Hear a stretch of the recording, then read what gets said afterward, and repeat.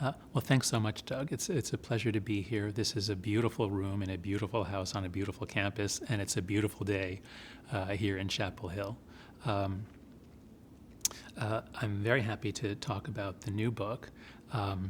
It's not closely related to my original research, which is on moral psychology. But as I began studying the moral meltdown on campus, the new morality that came in, and that was the topic of the coddling of the American mind, I discovered, along with Jean Twenge and some other researchers, that America was in the midst of a gigantic epidemic of youth mental illness.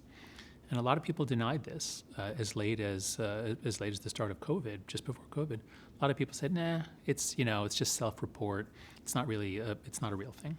But it was. It's the biggest epidemic of mental illness we've ever seen. And as I've been studying it, I thought the story would be simple. I thought it would be, girls use social media. That seems to make them depressed. That's the story. Turns out it's a lot more complicated, a lot more interesting.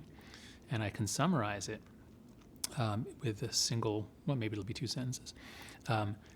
Humans evolved childhood that was based on play.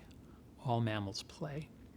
And so humans had a play-based childhood from time immemorial until around maybe 1990, plus or minus a few years. That's when we started cracking down on childhood, cracking down on freedom, freaking out about child abduction, which almost never happens. So we began restricting childhood freedom. And at the same time, the virtual world, the internet was coming in, and it was getting better and better. Video games, the early internet was slow, it gets faster, you get multiplayer games. So we have this transition period from about 1990 to 2010, where you get the gradual end of the play-based childhood. 2010 is a very important year because the iPhone came out in 2007, but no kids had one. In 2010, I think it was about 15% of kids had an iPhone. So it's just beginning. And that's when Instagram is founded. That's when the front-facing camera is brought out so you can do selfies.